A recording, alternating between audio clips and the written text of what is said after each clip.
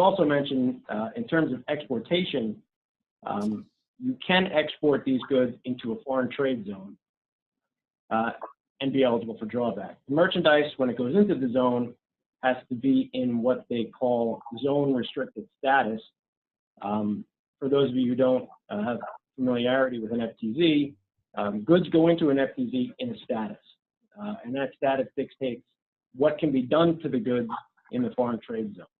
When you import something in zone restricted status, it means it can't come back in.